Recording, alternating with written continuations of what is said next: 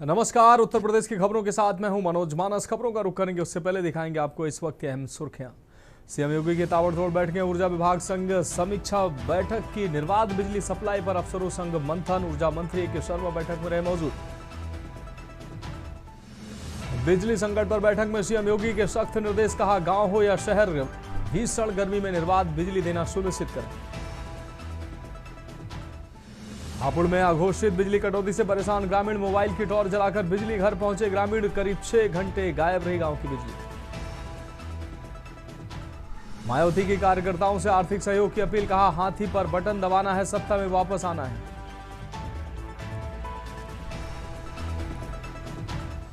UP के मदरसों में पढ़ाए जाएंगे स्वतंत्रता सेनानियों के संघर्ष। बायोमेट्रिक से होगी स्टूडेंट और टीचर की पहचान। और कल से प्रदेश में नौतपा का असर होगा शुरू। 6 दिन के बाद बन रहे हैं बारिश के आसार।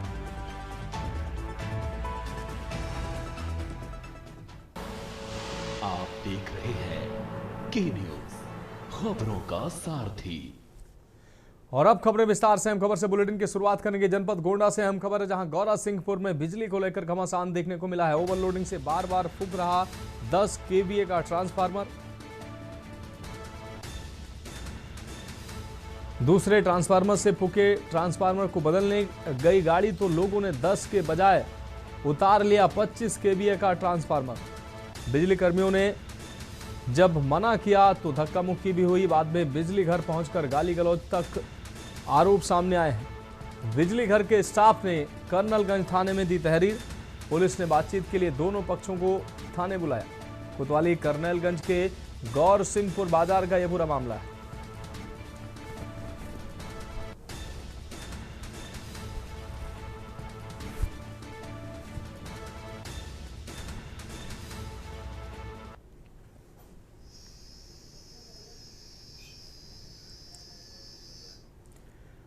अब बढ़ेंगे अगली खबर की ओर। आगरा में एक व्यक्ति बना कॉकरोच पार्टी का सदस्य और कॉकरोच पार्टी जिंदाबाद के नारे लगाए हैं।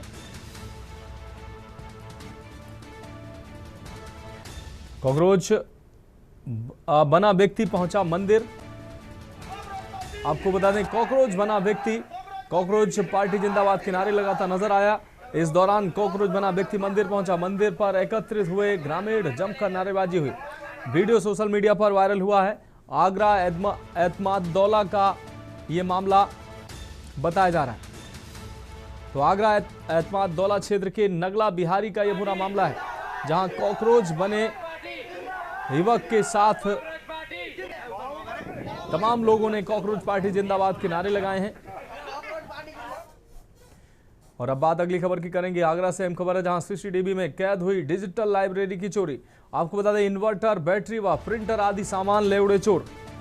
सुबह लाइब्रेरी पहुंचने पर संचालक को बिखरा हुआ सामान मिला। सूचना पाकर मौके पर पहुंची पुलिस जांच पड़ताल में जुटी हुई है।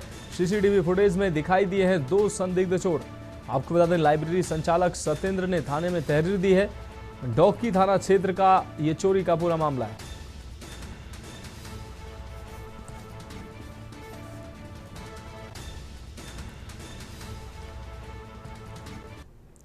अब बढ़ेंगे अगली खबर की ओर। खबर बहराइच से है जहां चित्तौरा झील पर आयोजित महाराजा सुहेलदेव विजय उत्सव समारोह के मुख्य अतिथि प्रदेश के कैबिनेट मंत्री सूर्य प्रताप शाही ने कांग्रेस नेता अजय राय द्वारा अभद्र भाषा का इस्तेमाल करने को लेकर बड़ा हमला किया है।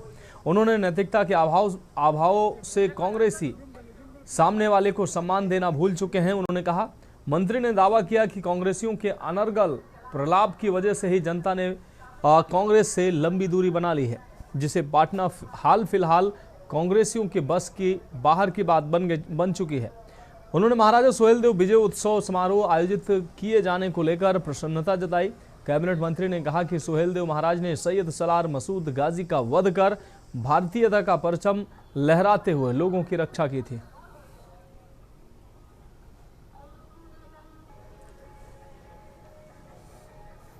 ये महाराजा सुहेलदेव जो हमारे देश के भीतर शौर्य और वीरता के प्रतीक हैं और जिन्होंने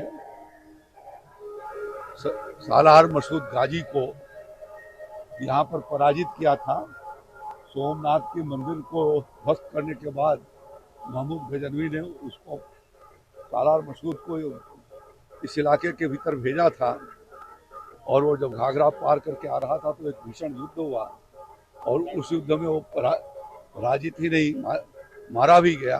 तो महाराजा सुहेल देव भारतीय संस्कृति और हिंदुत्व के प्रतीक के रूप में उन्होंने जो कार्य किया और उसको वहाँ पर उसका वध किया, जिससे कि यह इलाका लगभग 150 सालों तक आक्रांताओं से मुक्त रहा। और अगली खबर अंबेडकर नगर से है, जहां सोमवार को पोषण पंचायत कार्यक्रम आयोजित होगा। आपको बता दें, सीडीओ आनंद शुक्ला ने बताया कि पोषण पंचायत के तहत कुपोषित महिलाओं को स्वास्थ्य सुविधा मुहैया कराते हुए बच्चों को भी पुष्टाहार विभाग द्वारा आपको बता दें स्वस्थ बनाए रखने का अभियान चलाया जा रहा है। इसी कड़ी में बच्चों का अन्नप्राशन कार्यक्रम आयोजित कराया जाता है। महिलाओं को कुपोषण से बचाने के लिए जागरूक बनाया जाता है। आपको बता दें, सीडीओ ने बताया कि बच्चों को कुपोषण रहित बनाने के लिए 207 केंद्र संचालित हैं। साथ ही 409 स्वयं बच्चों को इस दौरान लाभान्वित किया गया है। तो 409 सेम बच्चों को लाभान्वित कराया जा रहा है।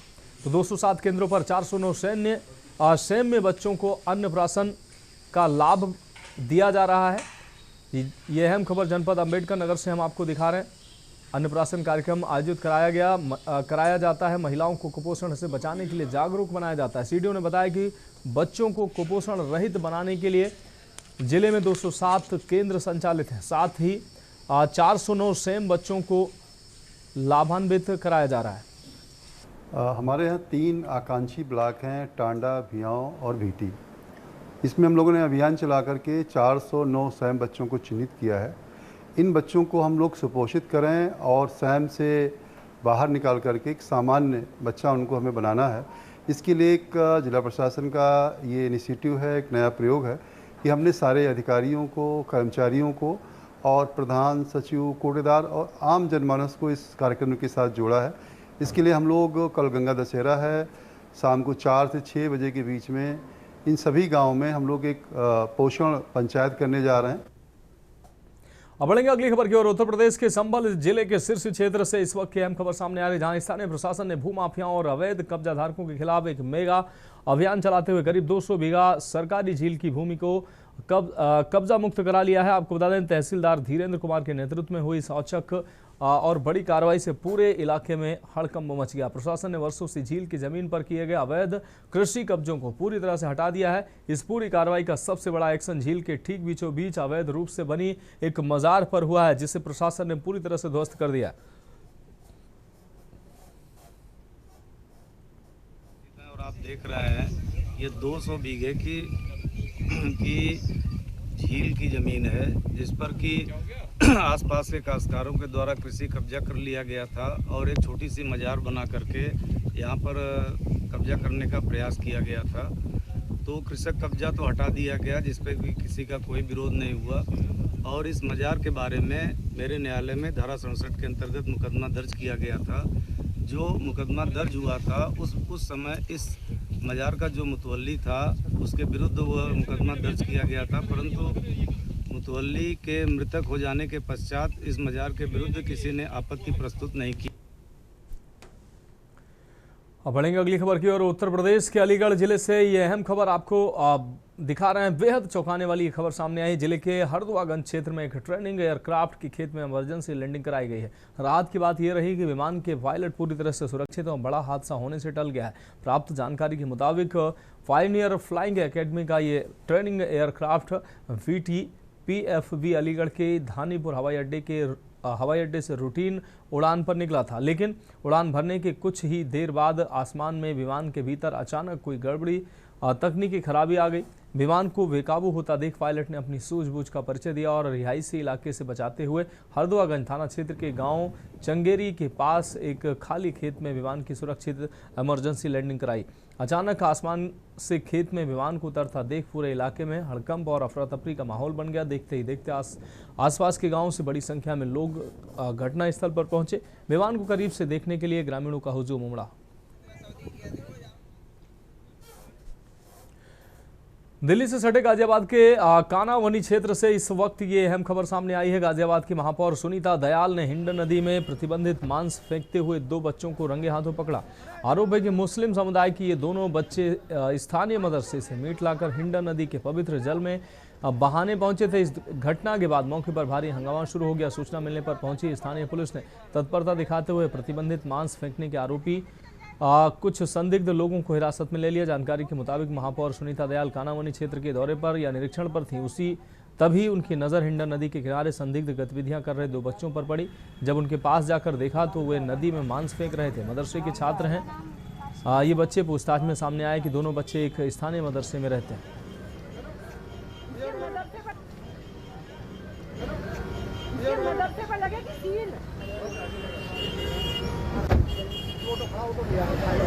अरे इधर आओ यार।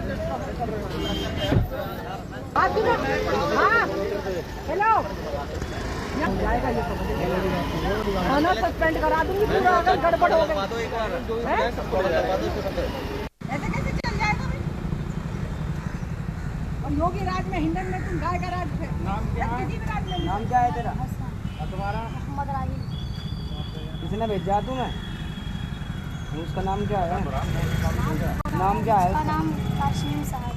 कासिम साहिब है उसका नाम।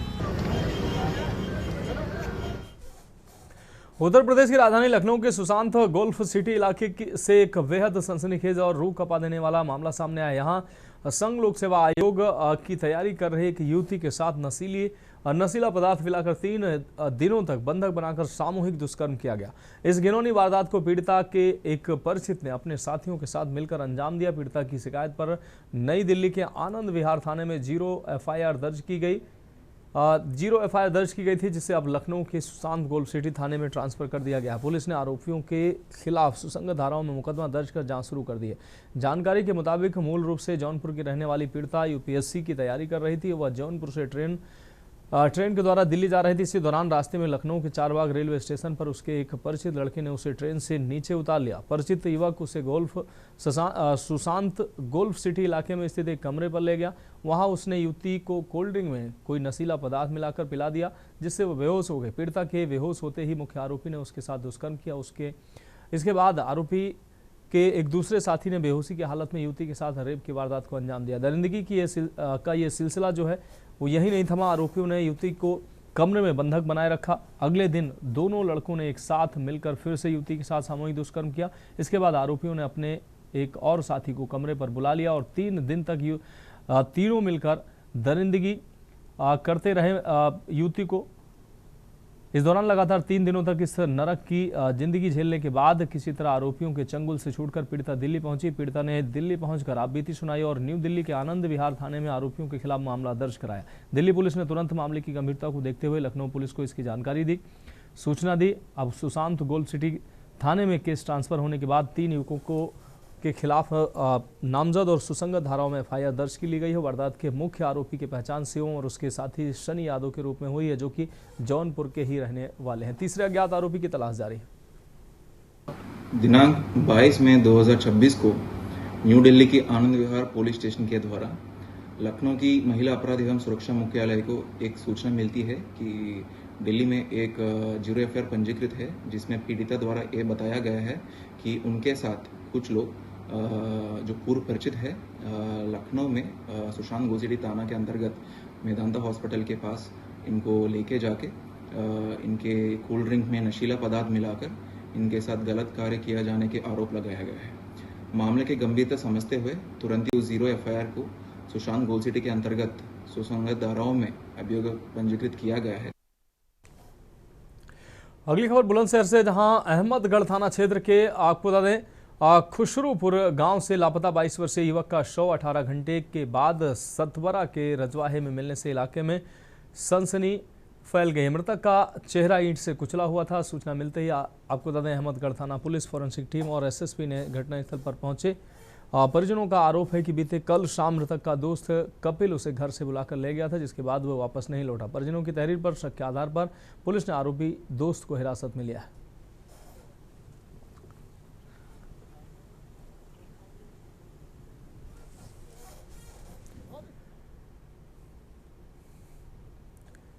अब बढ़ेंगे अगली खबर की ओर। अगली खबर उत्तर प्रदेश की एकमात्र ISO सर्टिफाइड कमिश्नरी गौतम बुद्ध नगर नोएडा में कानून व्यवस्था और सुरक्षा दावों की पोल खुलती नजर आ रही है। आपको बता दें, जिले में हत्याओं का सिलसिला थमने का नाम नहीं ले रहा है।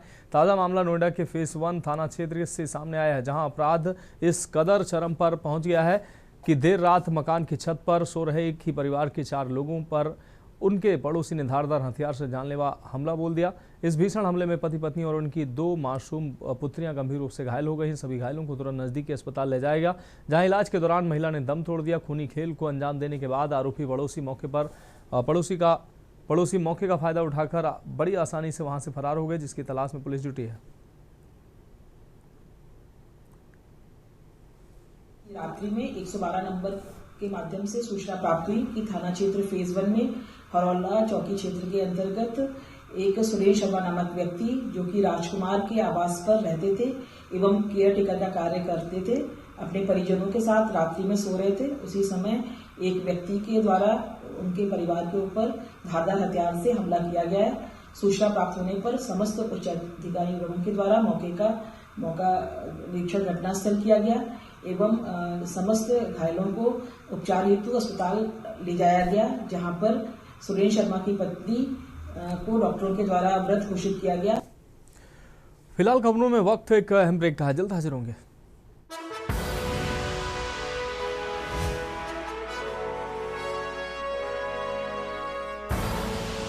आप देख रहे हैं के न्यूज, खबरों का सारथी।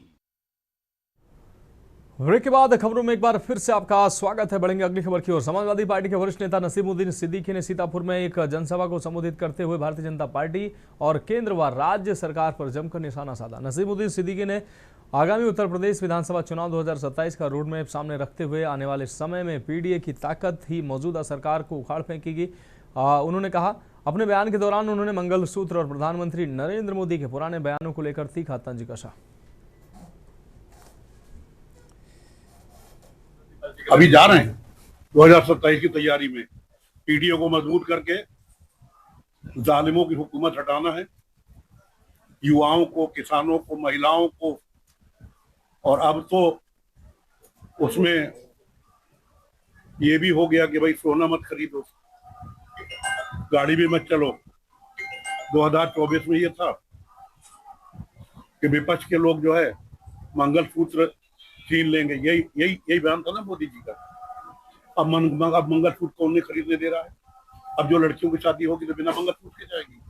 तुम्हारे मोदी जी धन है। बहुत सारी बातें हैं, बाकी बाद में कर लेते हैं। अभी इतना चलाइए, प्रोग्राम के बाद लंबा। बढ़ेंगे अगली खबर की ओर। खबर झांसी से है, जहां दौरे पर पहुंचे प्रदेश सरकार के कैबिनेट मंत्री नंद गोपाल गुप्ता नंदी ने बुंदेलखंड औद्योगिक विकास प्राधिकरण यानी बीडा कार्यालय सभागार में जिम्मेदारों के साथ महत्वपूर्ण बैठक की है। बैठक में शामिल अधिकारियों, जनप्रतिनिधियों के साथ उन्होंने गहन विमर्श किया। बाद में मीडिया से बातचीत करते हुए मंत्री ने दावा किया कि नोएडा की तर्ज पर बुंदेलखंड में 57,000 एकड़ भूभाग पर एक बड़ा इंडस्ट्रियल हब तैयार किया जा रहा है। उन्होंने कहा कि डिफेंस कॉरिडोर निश्चित रूप से बुंदेलखंड को विकसित बनाएगा। मंत्री ने आरोप लगाया कि इच्छा शक्ति के अभाव में विपक्षी सरकारों ने बुंदेलखंड को कंकरीला, पथरीला और कांटों से भरा समझकर विकास से वंचित छोड़कर रखा था। बेटा वो जगह है जहां पिछली सरकारों ने इसको ककरीला, पथरीला, कांटों भरा छोड़कर समझ करके छोड़ दिया गया। नोएडा की तर्ज पर बुंदेलखंड इंडस्ट्रियल डेवलपमेंट अथॉरिटी बना करके 57,000 एकड़ में एक बड़ा इंडस्ट्रियल हब बनाया जा रहा है और यहीं पर डिफेंस कॉरिडोर, ये निश्चित रूप से झांसी को, बुंदेलखंड को एक तरक्की के द्वार के रूप में स्थापित होने जा रहा है। उत्तर प्रदेश के मुरादाबाद जनपद से एक दुखद हादसा सामने आया, जहां ऑन ड्यूटी तैनात एक PRD प्रांतीय रक्षक दल के जवान की अचानक तबीयत बिगड़ने से मौत हो गई है। मृतक जवान की पहचान किशन स्वरूप के रूप में हुई है, जो मुरादाबाद के मधुबनी चौराहे पर ट्रैफिक व्यवस्था संभालने के लिए तैनात थे। मिली जानकारी के अनुसार किशन स्वरूप रोजाना की तरह सुबह 6 बजे से ही अपनी ड्यूटी पर मुस्तैद थे। इसी दौरान अचानक उन्हें चक्कर आया और वे सड़क पर ही अचेत होकर गिर पड़े। उनके साथ ड्यूटी में तैनात ट्रैफिक पुलिस के हेड कांस्टेबल ने बिना वक्त गंवाए स्थिति को भांपते हुए आनन फानन में उन्हें इलाज के लिए मुरादाबाद के जिला अस्पताल लेकर पहुंचे, जहां आपको बता दें अस्पताल परिसर में साथी जवान को इस हालत में देखकर वहां मौजूद पत्रकारों ने जब टीम से बात की तो साथी पुलिसकर्मी ने बताया कि किशन स्वरूप सुबह से ही मुस्तैदी से खड़े थे और अचानक चक्कर खा कर गिर गए। अस्पताल लाते ही डॉक्टरों की विशेष टीम ने तुरंत इलाज शुरू किया, लेकिन तमाम कोशिशों के बावजूद उन्हें बचाया नहीं जा सका। अभी एक पीआरडी आए थे जिनका नाम है किशन स्वरूप, इनको लेके आए थे Mohammad Hussain, head constable traffic police. गंभीर हालत में इनको लेके आए, ईसीजी हमने करी, सीपीआर दिया, बट ये जब आए तो ब्रॉड डेड कंडीशन में। क्या बताया गया है, कहाँ ये तैनात थे, मतलब ड्यूटी पे थे? हाँ, ये ऑन ड्यूटी पर थे, पीआरडी। सब क्या कारण है? ये कारण तो पोस्टमार्टम के बाद बता पाते। उत्तर प्रदेश के बदायूं जिले के आलापुर थाना क्षेत्र से इस वक्त ये बेहद सनसनीखेज खबर सामने आई। क्षेत्र के ककराला रोड पर स्थित एक वाटर पूल में डूबने से हुई मासूम बच्चे की मौत के मामले में जिला प्रशासन ने सख्त रुख अख्तियार कर लिया है। जिलाधिकारी के विशेष आदेश पर आज कड़ी सुरक्षा व्यवस्था के बीच कब्र खोदकर बच्चे के शव को बाहर निकाला गया और उसे पोस्टमार्टम के लिए भेज दिया गया है। प्राप्त जानकारी के मुताबिक ककराला रोड पर बन रहे एक निर्माणाधीन वाटर पूल में 3 दिन पहले बच्चे नहाने गए थे। इसी दौरान गहराई अधिक होने और सुरक्षा के पर्याप्त इंतजाम न होने के कारण एक मासूम बच्चे की पानी में डूबकर दर्दनाक मौत हो गई। अलीगढ़ के थाना गांधी पार्क क्षेत्र स्थित आपको बता दें बोनेर इलाके में हुए दर्दनाक सड़क हादसे में हाथरस के 2 चचेरे भाइयों की मौत हो गई है। मृतक की पहचान सिकंदरा राव तहसील के ग्राम मलामी इस्माइलपुर निवासी 20 वर्षीय उमेश और 22 वर्षीय विनीत के रूप में हुई। दोनों युवक मजदूरी कर परिवार का पालन पोषण करते थे और गाजियाबाद से बाइक द्वारा अपने गांव लौट रहे थे। परिजनों के अनुसार बोनेर स्थित पेट्रोल पंप के पास उनकी बाइक संदिग्ध परिस्थितियों में हादसे का शिकार हो गए। हादसे में दोनों गंभीर रूप से घायल हो गए। सूचना पर पहुंचे परिजन उन्हें उपचार के लिए आराध्या हॉस्पिटल ले गए, जहां एक युवक को डॉक्टरों ने मृत घोषित कर दिया जबकि दूसरे ने इलाज के दौरान दम तोड़ दिया। एक उमेश था, एक विनीत था। विनीत गाड़ी चला रहा था, उमेश बैठा था पीछे। अब बाइक से टकराई है, किसी से टकराया या क्या अज्ञात में, ये पता नहीं है। जब हमको खबर मिली तब वहाँ से हम आए, तब पता पड़ा कि इस हॉस्पिटल में यहाँ पर एक आराध्या हॉस्पिटल था किराए पर, तो उसमें हम आए, वहाँ जानकारी की, तब देखा तो एक की हमें डेथ मिली वहाँ पर और दूसरे में कुछ सांस थी थोड़ी बहुत। उसके बाद थोड़ा सा इलाज भी चलाए। आपस में दोनों कौन थे? दोनों चचेरे भाई हैं। सगे चचेरे भाई? हाँ। क्या करते थे ये? मजदूरी करते हैं। कहाँ पे? ये वहाँ पर नोएडा है, एक दिल्ली। तो उत्तम नगर करता है विनीत। कहाँ से कहाँ जा रहे थे ये? गाँव मलामी इस्माइलपुर। गाजियाबाद से? किस वाहन से थे? मोटर बाइक से थे। कहाँ एक्सीडेंट हुआ? बोनेर पर हुआ है, पेट्रोल पंप के आसपास। कानपुर कमिश्नरेट की पनकी पुलिस को बड़ी सफलता हाथ लगी। आपको बता दें पुलिस ने डीजल और पेट्रोल चोरी करने वाले गिरोह का पर्दाफाश करते हुए 4 आरोपियों को गिरफ्तार किया। गिरफ्तार आरोपियों के कब्जे से एक टैंकर तेल चोरी में इस्तेमाल होने वाले उपकरण और 36,000 रुपये से ज़्यादा की नकदी बरामद की गई है। पुलिस जांच में सामने आया है कि आरोपी टैंकर चालकों को कुछ पैसों का लालच देकर अपने झांसे में लेते थे। इसके बाद टैंकरों से डीजल और पेट्रोल चोरी कर अवैध तरीके से बेचने का काम करते थे। लंबे समय से ये गिरोह संगठित तरीके से तेल चोरी की वारदात को अंजाम दे रहा था। पुलिस को गिरोह की गतिविधियों की सूचना मिलने के बाद टीम गठित कर कार्रवाई की गई। कल दिनांक 23 मई को पनकी पुलिस को एक सूचना प्राप्त होती है जिसमें पुलिस को ये पता चलता है कि यहाँ पर इंडियन ऑयल का डिपो है जहाँ से टैंकर्स यहाँ से जाते हैं। उसके पास में ही एक खाता है जहाँ पर कुछ संदिग्ध व्यक्ति जो है तेल चोरी का प्रयास कर रहे हैं। तत्काल इस सूचना पर तत्काल पुलिस मौके पर पहुँचती है। वहाँ पर 4 व्यक्ति जो हैं ये तेल चोरी कर रहे होते हैं। तत्काल उनको वहाँ मौके से पकड़ा जाता है, उनसे पूछताछ की जाती है तो उनके द्वारा अपना नाम शेख शाहीन उर्फ सानू जो पहला अभियुक्त है उसके द्वारा बताया जाता है, रोहित सैनी, आशीष कुमार श्रीवास्तव और पुष्पेंद्र सिंह चंदेल। उत्तर प्रदेश के कानपुर शहर में बेखौफ गुंडों का आतंक थमने का नाम नहीं ले रहा है। ताज़ा मामला खिदवई नगर थाना क्षेत्र से सामने आया है, जहां एक चाय की टपरी पर शांति से बैठे युवक पर कुछ स्थानीय गुंडों ने अचानक ईंट पत्थरों से जानलेवा हमला कर दिया। इस ताबड़तोड़ हमले में युवक लहूलुहान होकर वहीं गिर पड़ा। वारदात को अंजाम देकर आरोपी मौके से भाग निकले। पूरी घटना पास में लगी एक CCTV में कैद हो गई। घायल युवक को गंभीर हालत में तुरंत शहर के हैलेट अस्पताल में भर्ती कराया गया, जहाँ उसका इलाज जारी है। तो फिलहाल उत्तर प्रदेश की खबरों में अभी के लिए इतना ही। मुझे दीजिए इजाजत और आप देखते रहिए के न्यूज़ इंडिया। गोल्डी मसाले लाए हैं